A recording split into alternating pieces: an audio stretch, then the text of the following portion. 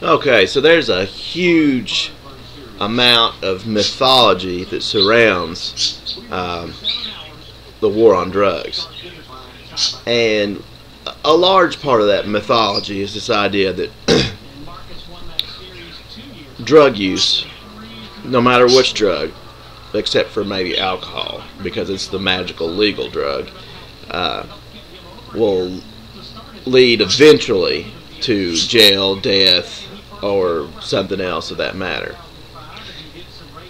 That's mythology. That's not science. There's ample sociological evidence that suggests that there is such thing as functional drug use that doesn't end up there, and that is mainly a hidden population because all the studies on drug use, where they sample, when your sample only comes from people who end up in jail, dead, or in rehabilitation, then of course it's going to appear like that's the only place that people end up. When in fact we have baby boomers now retiring to nursing homes, and the places are having problems finding, oh crap, we found this retired lady has pot in her place. Okay, so that is it's nonsense. Okay, it may help certain people that need to quit doing certain drugs to help them quit doing it, but it's nonsense. It's not scientific. And then really they should just stick by the AA principle that while there may be some people that can functionally use alcohol, they are not able to. And that's how drugs should be looked at as well. There's no need for people to be lied to or to go around believing lies, because it's just not fact. But that's one of the myths that surround the war on drugs. It's one of the justifications that we need protection from.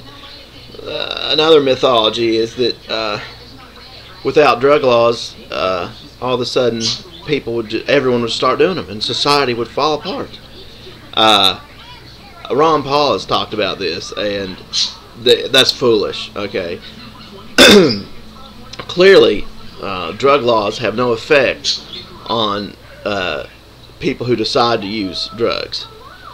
Else we would have no one using drugs. Clearly, the drug war has not worked into stopping people from using drugs. And if you look at history, prohibition of alcohol did not stop use of drugs. And when it came back off, you did not see a rapid increase in use of alcohol. That's just a retarded thought process. So, if we understand these things scientifically, and oh wait, there's another thing. There's this idea that as soon as you ingest a drug, your brain chemistry is changed forever, and that's just physiologically and neurologically retarded. This is just stupid. A lot of this comes from the behaviorist psychologists, and basically any psychology that's not based on physiology or neurology is really more of a pseudoscience than an actual science. Or really, it's a social control mechanism. From a sociological perspective, behavioral psychology is nothing more than a social control mechanism, and it's not an actual science, at least in my sociological perspective, which is a post-structural sociology. But at any rate, that's foolish, the idea that as soon as you consume a intoxicant, your brain chemistry is forever seriously altered. It's foolish. So if all these things are foolish that we think we need the war on drugs for, that we allow, DEA thugs to bust into states and that have medical marijuana and bust legal businesses, clearly we do not need this to go on if all this is mythology. Same thing with the gateway drug. The whole concept of softer drugs versus harder drugs is mythology as well. You have some drugs are considered hard drugs, for example amphetamines, which are prescribed to children. These are not hard drugs. These are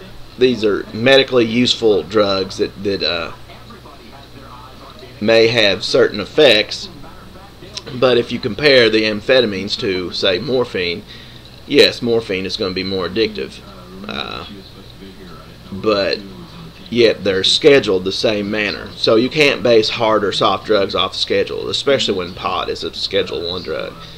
But at any rate, we clearly do no longer require the war on drugs. We no longer require federal laws against it. Ultimately, it should be left up to the state. Really, it should be left up to the individual, whether or not an individual uses a drug or not. But it would be better to let the states regulate it in the manner that alcohol is regulated by the states. And that's what Ron Paul has been saying. And there's nothing crazy about that. It's perfectly sensible. It's actually way more sensible than the current methods that we employ. It's what we currently have is some type of Twilight Zone reasoning where anything that's said to the opposite is somehow pro drug addiction or something, which is absurd. No one is pro drug addiction. But at any rate, we just simply don't need it. And above all, we need to dissolve the DEA. These thugs go around spraying this specific type of Roundup, which is not regular Roundup. It's a much higher chemical version of it that in Colombia and in other areas that it does nothing to the coca plant, but gets stuck on farmers' skins and kills the other plants and leaves big, huge wounds on people. So they do that. What else do? They fund, basically the DEA is used, and the war on drugs is used to continue a civil war that's been going on in Colombia since like the 50s or 60s, which is really none of our business in the first place. But at any rate, they're also used to bust into states where there's medical marijuana, and they go in there and they bust legal businesses. The governors of such states should order the state law enforcement to protect the businesses. If it requires firing upon the DEA agents, they should be fired upon. That is a serious breach of states' rights when you have that occurring. But yes, DEA should ultimately be dissolved, and we need to rethink this whole war on drugs thing, which is bullshit. At any rate.